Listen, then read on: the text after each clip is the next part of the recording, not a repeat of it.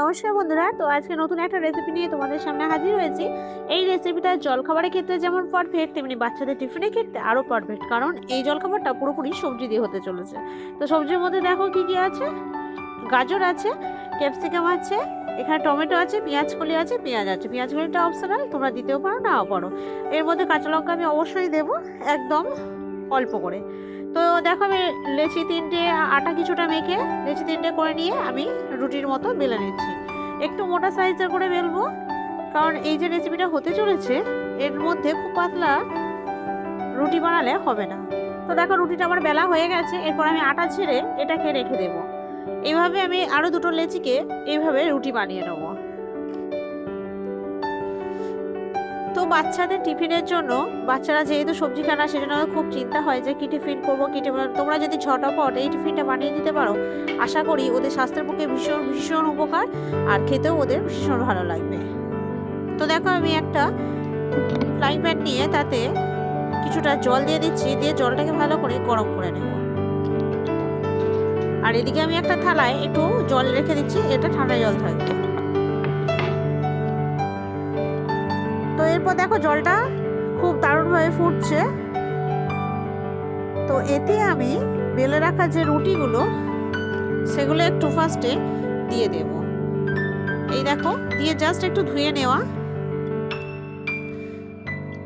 তো ঠান্ডা জলে এরপর তুলে আমি দিয়ে দিচ্ছি। রুটিটা দেখো অর্ধেক একটু ফেটে গেছে একটুখানি, যেহেতু কোথাও ডগা লেগেছিল, তাই এটাও আমি ধুয়ে নিলাম। এটা কত সুন্দর উঠছে দেখো। এটাকে ধুয়ে আবার আরেকটা জায়গায় রেখে দিচ্ছি।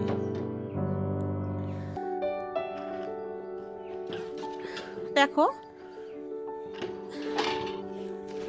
তোমরা ছুরি দিয়ে কেটে কেটে এরপরে ঠান্ডা হলে ভালো করে শেপ বানিয়ে নেবে, কিন্তু আমি যেহেতু একটু তাড়াহুড়োর মধ্যে করেছি, তাই আমি হাত দিয়েই বানিয়ে নিয়েছি।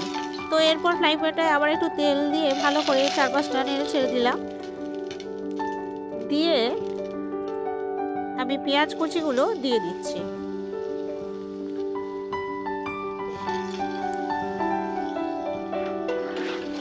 দিয়ে ভালো করে নেড়ে ছেড়ে নেবো। এরপর গাজর কুচি যেগুলো রাখা আছে না, সেগুলো একটু তেলের ওপর দিয়ে দেবো, দিয়ে হালকাভাবে ভেজে নেবো, যাতে গাজরের গন্ধটা না থাকে। এটা পুরোটাই আমি কিন্তু সাদা তেলের ওপর করছি। দিয়ে ভালো করে নেড়ে ছেড়ে নিলাম। দিয়ে আমি তেলটা আরেকটু দিয়ে দিচ্ছি, যেহেতু এগুলো ভালো করে ভালোভাবে ভাজতে হবে। তো এরপর টমেটো কুচিটাও দিয়ে দিয়েছি, দিয়ে ক্যাপসিকাম কুচিটা দিয়ে আমি ভালো করে নেড়ে ছেড়ে ভেজে নিচ্ছি। এখনও কিন্তু আমি নুন দিইনি, কোনো মশলাই দিইনি। আর এটা যেহেতু আমি বাচ্চাদের জন্য, আমার ছোট্ট মেয়ের জন্য বানাচ্ছি, সেজন্য আমি লঙ্কা, কাঁচা লঙ্কাটা ব্যবহার করব, শুকনো লঙ্কার ব্যবহার করব না। তো দেখো আমার অলরেডি হালকা হালকা ভাজা হয়ে এসছে। এরপর আমি কেটে রাখা পেঁয়াজ কলিগুলো দিয়ে দেবো। যেহেতু এখন শীতের সময় অনেক সবজি আছে, তাই আমি একটু পেঁয়াজ কলি ব্যবহার করলাম।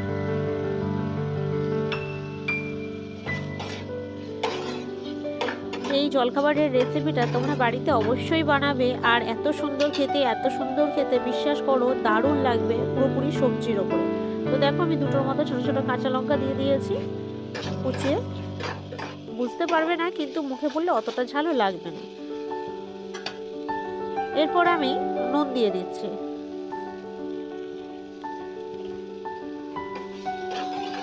এইভাবে সবজিটা রান্না করে দিলে যখন ওদেরকে টিফিনে দেবে, তখন ওরা সবজি নিয়ে অতটা বেশি খাবো না এই কথাটা বলবে না। তো রুটিগুলো দেখো আমার ঠান্ডা হতে এইভাবে একটু হালকা ছেড়ে ছেড়ে গেছে, মনে হয় একটু পাতলা হয়ে গেছিলো, কিন্তু তোমরা এটা কিন্তু পাতলা করবে না, এটা একটু মোটা করবে, ঠিক আছে? তো আমি এই পুরটাও দেখো হয়ে এসছে, আর একটু নাড়িয়ে চাড়িয়ে নামিয়ে নেব। তো ফাইনালি দেখো হয়ে গেছে, কত সুন্দর কালারটা হয়েছে। আমি এতে কিন্তু কোনো হলুদ ফুলও দিইনি, কিন্তু দিয়েছি একটু টমেটো সস, ঠিক আছে?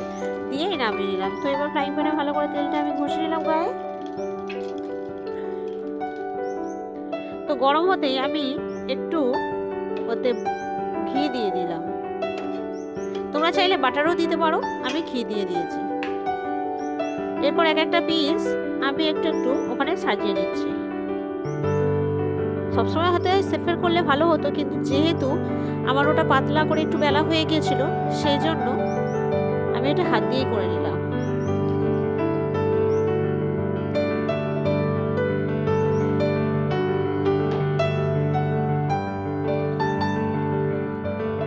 তারপর দেখো পুরটা আমি ওর উপরে সাজিয়ে দিচ্ছি সুন্দর করে, কিন্তু আমার এইভাবে রুটিটা রাখা তো দেখো তাতেও কত সুন্দর উঠবে আর খেতে লাস্ট ফিনিশিং কত সুন্দর দেখতে লাগে।